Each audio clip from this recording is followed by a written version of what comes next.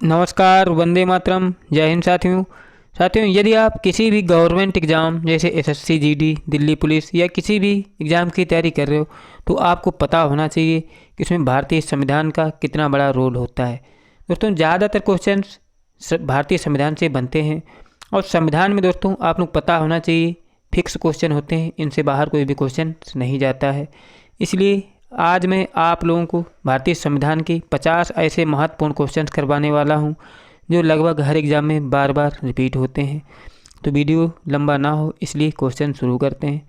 इसमें मेरा पहला क्वेश्चन दिया है कि भारतीय संविधान का अनुच्छेद 14 भारत के नागरिकों को किस बात की गारंटी देता है।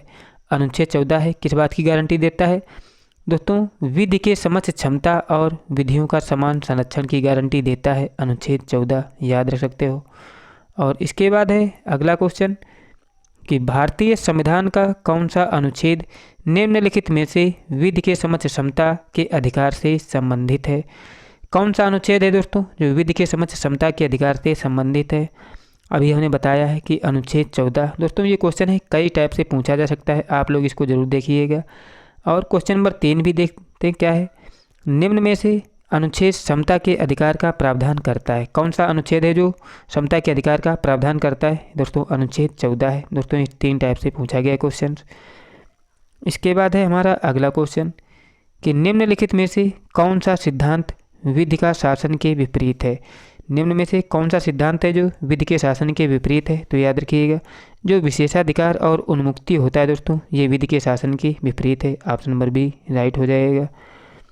अगला क्वेश्चन है कि नीचे दिए गए आधारों में से राज्य किस आधार पर भारतीय संविधान के अनुच्छेद 15 के तहत विभेद का प्रतिषेध नहीं करता है। किस आधार पर दोस्तों? भाषा के आधार पर प्रतिषेध नहीं करता है, बाद बाकी जन्म स्थान, मूल वंश और जाति के आधार पर करता है, लेकिन भाषा के आधार पर प्रतिषेध नहीं करता है। इसके बाद है हमारा अगला क्वेश्चन कि संविधान के किस अनुच्छेद के तहत केंद्र सरकार को समाज के कमजोर वर्गों को नौकरियों और शिक्षण संस्थानों में आरक्षण देने का प्रावधान है। किस अनुच्छेद में होता है दोस्तों? अनुच्छेद 16 के तहत समाज के कमजोर वर्गों को आरक्षण प्रदान किया गया है। और अगला क्वेश्चन है कि भारतीय संविधान का कौन सा अनुच्छेद सभी नागरिकों को लोक नियोजन में अवसर की क्षमता का प्रावधान करता है। कौन सा दोस्तों? अनुच्छेद 16 जो है दोस्तों भारतीय संविधान के लोक नियोजन में अवसर की क्षमता का प्रावधान करता है, अनुच्छेद 16। इसके बाद है अगला क्वेश्चन है दोस्तों कि भारतीय संविधान का निम्नलिखित में से कौन सा अनुच्छेद अस्पृश्यता का पूर्ण रूप से निषेध करता है। कौन सा है? अनुच्छेद 17 जो होता है दोस्तों, ये अस्पृश्यता का पूर्ण रूप से निषेध करता है। छुआछूत इसे भी अस्पृश्यता में ही आता है। अगला क्वेश्चन है कि संविधान का अनुच्छेद 17 और 18 निम्न में से क्या प्रावधान करता है? क्या करता है? सामाजिक समता का प्रावधान करता है, अनुच्छेद 17 और 18।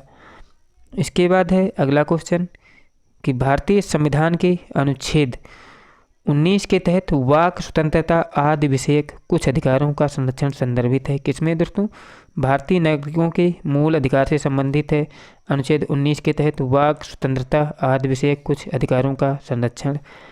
अगला क्वेश्चन है कि भारतीय संविधान का अनुच्छेद 19 उपलब्ध कराता है। क्या उपलब्ध कराता है? 6 स्वतंत्रताएं दोस्तों उपलब्ध कराता है अनुच्छेद 19, याद रखिएगा। इसके बाद है हमारा अगला क्वेश्चन कि निम्न में से किस अधिकार के तहत प्रेस की आज़ादी दी गई है। किस आधार पर दी गई दोस्तों?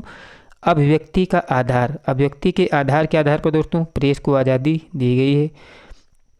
अगला क्वेश्चन है कि भारतीय संविधान के अनुच्छेद 20 के तहत अपराधों के लिए दोष सिद्धि के संबंध में संरक्षण संदर्भित है। किसमें दोस्तों यह भारतीय नागरिकों का मूल अधिकार होता है। अनुच्छेद 20 के तहत अपराधों के लिए दोष सिद्धि के संबंध में संरक्षण।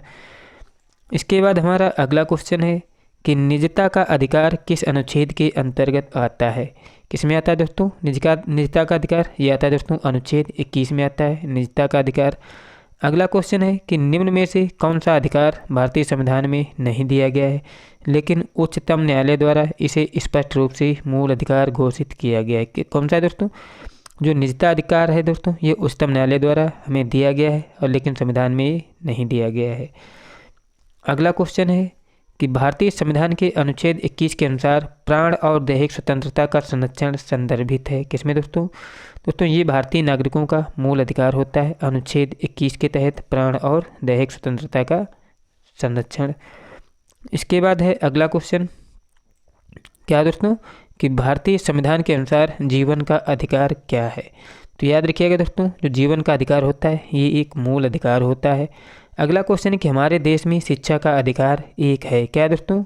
मूल अधिकार है। शिक्षा का अधिकार हमारे देश में क्या होता है? एक मूल अधिकार होता है। अगला क्वेश्चन है कि भारतीय संविधान किस उम्र तक के बच्चों को निःशुल्क एवं अनिवार्य शिक्षा देता है?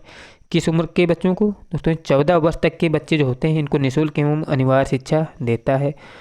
अगला क्वेश्चन है कि निवारक निरोध से क्या आशय है? निवारक निरोध से क्या आशय होता है दोस्तों? पूछताछ के बिना निरोध होता है निवारक निरोध से आशय। इसके बाद हमारा अगला क्वेश्चन है कि निवारक निरोध अधिनियम द्वारा निम्न में से कौन से मूल अधिकार को नियंत्रित किया जा सकता है? निवारक निरोध अधिनियम द्वारा कौन से मूल अधिकार को नियंत्रित किया जा सकता है? दोस्तों जो स्वतंत्रता का अधिकार होता है दोस्तों, इससे निवारक निरोध अधिनियम को क्या किया जाता है? नियंत्रित किया जा सकता है। अगला क्वेश्चन है कि निवारक निरोध अधिनियम कटौती करता है। किसकी कटौती करता है? जो स्वतंत्रता का अधिकार होता है दोस्तों, निवारक निरोध अधिनियम इसकी कटौती करता है। इसके बाद है अगला क्वेश्चन कि निम्नलिखित में से कौन सा निवारक निरोध अधिनियम नहीं है? बात देखो, आतंकवादी एवं विध्वंसक गतिविधियां अधिनियम टाडा, निवारक आतंकवाद निवारक अधिनियम पोटा, विदेशी मुद्रा क्रियाएं और तस्करी की रोकथाम के संरक्षण का अधिनियम। दोस्तों ये सभी निवारक निरोध अधिनियम है, लेकिन विदेशी मुद्रा विनियमन जो है ये निवारक निरोध अधिनियम नहीं है। अगला क्वेश्चन है कि भारतीय संविधान के अनुच्छेद 24 के अनुसार कारखानों आदि में बालकों का नियोजन प्रतिषेध संदर्भित है। दोस्तों ये भारतीय नागरिकों का एक मूल अधिकार है कि 24 के अनुसार क्या होता है? 14 वर्ष से कम उम्र के बच्चे कारखाने या कठिनाई जगह पर काम नहीं करेंगे। अगला क्वेश्चन है कि यदि व्यक्ति कारखानों अथवा खदानों में काम नहीं कर सकता है, यदि उसकी आयु क्या है? 14 वर्ष से कम है, तो खदानों में या कारखानों में काम नहीं कर सकता है। अगला क्वेश्चन है कि भारतीय संविधान के अनुच्छेद 27 के तहत किसी विशिष्ट धर्म की अभिवृद्धि के लिए कोई कर अदा करने के लिए बाध्य नहीं किया जाएगा, संदर्भित है। किसमें दोस्तों? ये दोस्तों भारतीय नागरिकों के लिए क्या है? मूल अधिकार है। इसके बाद है अगला क्वेश्चन कि निम्न में से किस अनुच्छेद में अल्पसंख्यकों के हितों का प्रावधान किया गया है? किसमें? जो अनुच्छेद 29 होता है दोस्तों, इसमें अल्पसंख्यकों के हितों का प्रावधान किया गया है अनुच्छेद 29 के तहत। अगला क्वेश्चन है कि भारतीय संविधान में अल्पसंख्यकों को मान्यता किस आधार पर प्रदान की गई है? किस आधार पर? धर्म के आधार पर दोस्तों इनको मान्यता प्राप्त की गई है अल्पसंख्यकों को। अगला क्वेश्चन है कि भारतीय संविधान के अनुच्छेद 31A के अनुसार संपदाओं आदि के अर्जन के लिए उपलब्ध करने वाली विधियों की विवरण संदर्भित है। दोस्तों ये क्या है? मूल अधिकार होता है संपदाओं आदि के अर्जन के लिए उपलब्ध करने वाली विधियों की विवृति। इसके बाद है अगला क्वेश्चन कि भारतीय संविधान के अनुच्छेद 31B के अनुसार कुछ अधिनियम और विनियमों का विधिमान्यकरण का प्रावधान निम्न में से किसके अंतर्गत किया जाता है? किसके अंतर्गत किया जाता है? दोस्तों ये जो होता है भारतीय नागरिकों का मूल अधिकार होता है। अगला क्वेश्चन है कि संविधान के अनुच्छेद 31C में किया गया प्रावधान कुछ निर्देशक तत्वों को प्रभावी करने वाली विधियों की विवृति है, निम्न में से किसके अंतर्गत आता है? तो दोस्तों क्या है ये भारतीय नागरिकों का एक मूल अधिकार होता है। इसके बाद हमारा अगला क्वेश्चन है कि निम्न में से किस अनुच्छेद का संविधान का निर्माता ने कहा कि यह संविधान की आत्मा और हृदय है? किसको कहा था दोस्तों? अनुच्छेद 32 को संविधान निर्माताओं ने संविधान की आत्मा और उसका हृदय कहा था। अगला क्वेश्चन है कि निम्न में से किस अधिकार के द्वारा भारतीय संविधान ने मूल अधिकारों को संरक्षित किया है? किसमें? संवैधानिक उपचारों के अधिकार में दोस्तों भारतीय संविधान ने मूल अधिकारों को संरक्षित किया है। अगला क्वेश्चन है कि भारतीय संविधान के किस अनुच्छेद में संवैधानिक उपचारों का अधिकार दिया गया है? किसमें दोस्तों? अनुच्छेद 32 में संवैधानिक उपचारों के अधिकार को संरक्षित किया गया है। अगला क्वेश्चन है कि निम्न में से किस अनुच्छेद के तहत कोई भी व्यक्ति अपने मूल अधिकार के उल्लंघन के लिए सीधे उच्चतम न्यायालय जा सकता है? किसके तहत? अनुच्छेद 32 के तहत वो अपने मूल अधिकारों के उल्लंघन के लिए सीधे उच्चतम न्यायालय जा सकता है। अगला क्वेश्चन है कि निम्न में से किसे रिट जारी करने की शक्ति होती है? किसे? जो उच्च न्यायालय और सर्वोच्च न्यायालय होते हैं दोस्तों, इन्हें क्या होता है? रिट जारी करने की शक्ति प्राप्त होती है। अगला क्वेश्चन है कि सर्वोच्च न्यायालय द्वारा कितने प्रकार की रिट जारी की जाती है? कितनी? सर्वोच्च न्यायालय द्वारा 5 प्रकार की रिट जारी की जाती है। इसके बाद अगला क्वेश्चन है कि भारतीय संविधान के अंतर्गत कौन सी रिट जारी नहीं की जा सकती है? कौन सी? जो आदेश होता है दोस्तों, ये संविधान के अंतर्गत रिट जारी नहीं की जा सकती है। इसके बाद है अगला क्वेश्चन कि सशरीर प्रस्तुत किया जाए निम्न में से किस रिट के माध्यम से संभव है? किसके माध्यम से दोस्तों? ये बंदी प्रत्यक्षीकरण के माध्यम से मतलब क्या है? संभव है सशरीर प्रस्तुत किया जाए। अगला क्वेश्चन है कि निम्न में से किस रिट को व्यक्तिगत स्वतंत्रता का बांध कहा जाता है? किसको कहा जाता है? बंदी प्रत्यक्षीकरण को दोस्तों व्यक्तिगत स्वतंत्रता का बांध कहा जाता है। इसके बाद है अगला क्वेश्चन कि निम्न में से किस परिस्थिति में बंदी प्रत्यक्षीकरण रिट को जारी किया जा सकता है? किस स्थिति में?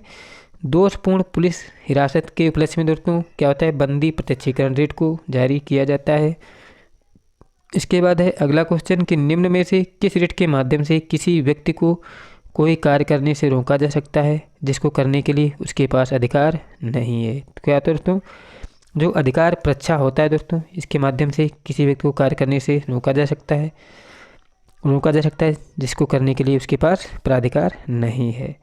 इसके बाद अगला क्वेश्चन है कि एक व्यक्ति ऐसा कार्य कर रहा है जिसके लिए वह आधिकारिक रूप से हकदार नहीं है, उसे निम्नलिखित में से किस रिट के माध्यम से रोका जा सकता है? किसके माध्यम से दोस्तों? उसको अधिकार परीक्षा के माध्यम से रोका जा सकता है। क्या? किसके अंतर्गत? जिसका वह आधिकारिक रूप से हकदार नहीं है लेकिन उसे रिट के माध्यम से रोका जा सकता है। अगला क्वेश्चन है कि निम्नलिखित में से किस रिट के माध्यम से उच्चतम न्यायालय या उच्च न्यायालय किसी सार्वजनिक अधिकारी या अधीनस्थ न्यायालय के विरुद्ध जारी करता है जो अपने सार्वजनिक कर्तव्यों को निर्वहन नहीं करता है? तो इसको बोलते हैं दोस्तों परमादेश। इसके बाद है अगला क्वेश्चन कि परमादेश रिट न्यायालय द्वारा किसके लिए जारी किया जा सकता है? किसके द्वारा? सरकारी कर्तव्य करने के लिए जो परमादेश रिट होता है न्यायालय द्वारा जारी किया जाता है। अगला क्वेश्चन है कि निम्न में से कौन सी रिट केवल लोक प्राधिकारी के विरुद्ध जारी की जा सकती है? कौन सी? जो परमादेश होता है दोस्तों, ये लोक प्राधिकारी के विरुद्ध जारी की जा सकती है। अगला क्वेश्चन है कि इनमें से कौन सी रिट है जो लोक हितवादी के रूप में सर्वोच्च न्यायालय और उच्च न्यायालय के सामने आता है? क्या होता है दोस्तों? एक सामान्य विषय के खिलाफ दोस्तों क्या होता है? लोक हितवादी के रूप में सर्वोच्च न्यायालय और उच्च न्यायालय के सामने आता है दोस्तों, एक रिट ही होती है ये। अगला क्वेश्चन है कि इनमें से कौन सी रिट सर्वोच्च न्यायालय उच्च न्यायालय द्वारा अपने अधीनस्थ न्यायालय या न्यायिक निकाय के आदेश को रद्द करने के लिए जारी की जा सकती है? तो इसको क्या कहते हैं दोस्तों? इसको कहते हैं उत्प्रेषण। अगला क्वेश्चन है कि मूल अधिकारों का संरक्षक किसे कहा जाता है? तो याद रखिएगा सर्वोच्च न्यायालय को मूल अधिकारों का संरक्षक कहा जाता है। और लास्ट क्वेश्चन है कि इनमें से किस अनुच्छेद के तहत सुरक्षा बल कर्मियों के मूल अधिकारों पर प्रतिबंध लगता है? किसके तहत? अनुच्छेद 33 के तहत सुरक्षा बल कर्मियों के मूल अधिकारों पर प्रतिबंध लगता है। दोस्तों मेरे द्वारा कराए गए क्वेश्चंस आपको अच्छे लगे हों और आपने चैनल सब्सक्राइब नहीं किया है तो चैनल को सब्सक्राइब कर लें। वीडियो अच्छा लगा हो तो लाइक भी करें। मिलते हैं नए वीडियो के साथ में, तब तक के लिए जय हिंद जय भारत।